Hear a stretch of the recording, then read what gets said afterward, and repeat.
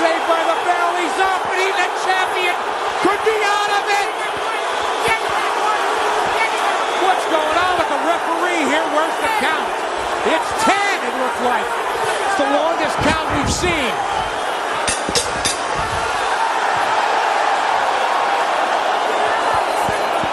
Incredible prominent Nick. Oh, there's a shoving match. Howard Grant just shoved the referee in disgust. In disgust. And there he goes again after him. Feeling they stole the fight from his fighter. They very well may have. All right, take us through it as we, well, let's watch the emotion unfold here. Remember, a U.S., a Canadian, a U.K. judge. A Canadian referee could have been the ultimate difference. I don't want to keep picking on him. Nick, we all admit Boutte controlled. Starting to be the potential bloodletting we might have expected. I don't think he's going to make it through this fight, Coach. It's not any one punch, it's just accumulation. Now, he's like mentally, he's finished as well as physically. He seems surprised at the amount of pop that Soto has. We're not. No, We've seen it. Especially when he come up through the sun up there.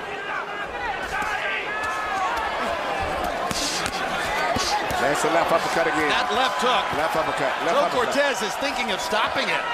I'm not sure why he pulled Soto off. It looked to me like he thought he was going to stop it, and now Lorenzo goes down to a knee as if to say, I'm not ready for more. And Cortez is going to take a moment to try to figure out what he's looking at here. The man I don't think Lorenzo can go on. His nose is crushed. What?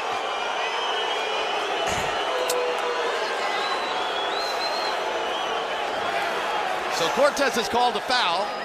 He's saying that Soto hit him behind the head, apparently.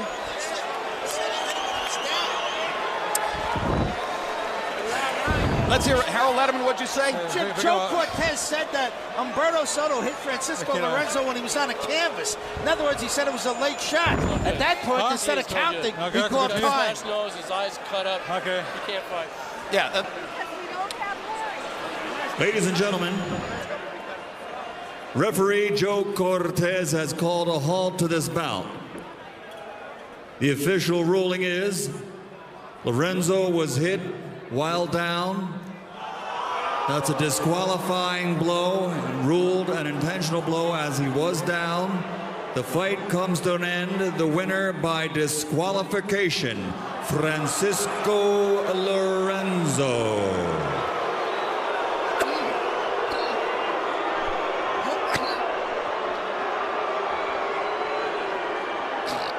Point one, this is not an easy sport to officiate. Point two, it is abundantly clear who was the better fighter in this fight. Point three, Francisco Lorenzo was going to the canvas of his own volition. Now here's the first knockdown. Emmanuel, talk about what we're looking at. Well, you take a look at the end of the fight. There you see his knees is going back and forth, up and down so much. And the fighter who's up on top can't tell whether the fighter is on the ground or not.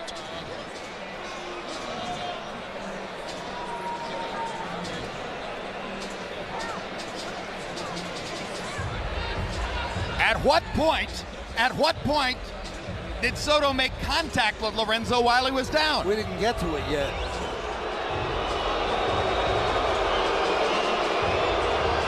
That was right enough. there.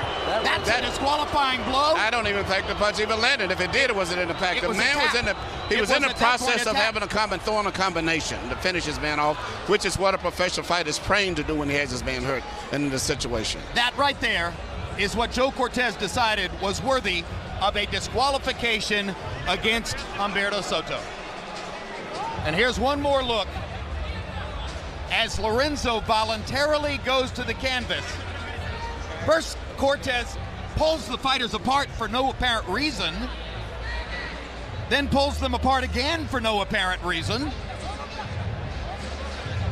Seems to be trying to stop the fight, and now as he steps in the third time and Lorenzo goes to the canvas by himself, Soto's left glove glances across the top of Lorenzo's skull. Glances. So very technically, he made contact while Lorenzo was down on the canvas, and very technically, Joe Cortez elects to disqualify. Punches right now. You know, he needs to be throwing way more punches than he's throwing. Oh, he got caught with a great punch right there. His thing is hurt. Cintron got tagged right in the head. 6. And that may have been a clash of heads. 9. 10.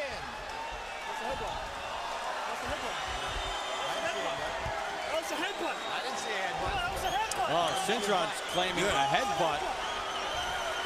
Instead, he was counted out. Well, even if it is a headbutt, Cintron should know to get up to his feet by, say, the count of 8.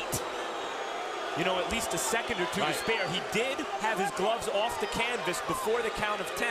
Okay, but he shouldn't be cutting it that close, even if he did think it was a headbutt. Right, but you have to remember, the headbutt must have messed him up in some way for him to stay down. So he may have not been aware of the count. If it was a headbutt, we'll see. Right.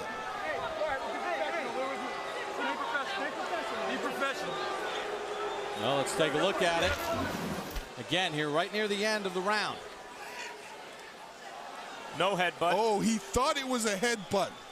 No headbutt. Because of how he got hit with that shot, he felt that that guy headbutted him, but it was really a punch. Well, Martinez is good enough that he fooled both the referee and Kermit Cintron at different points of the fight into thinking that his fist was a head. That's pretty good. Yeah, that was a good crunching left hand. Reason why it was crunching, because he was coming in on that. Now Cintron is losing his composure in his corner, but once again we take a look right here, the end of the round. Boom, that is a left hand. There is no headbutt, and referee Frank Santori had it right. It'd be difficult though for fighters to, after they think and the adrenaline leaves them because they think the fight is over, to then re-prepare themselves to come out and face each other for another round or more. Oh, the referee has to collect the scorecards because then there was all this confusion. This is a 2.5-minute break right now and counting in between the rounds. 8th round. Everybody understand we're going into the 8th round, right? Box. The commission has told us that Cintron was saved by the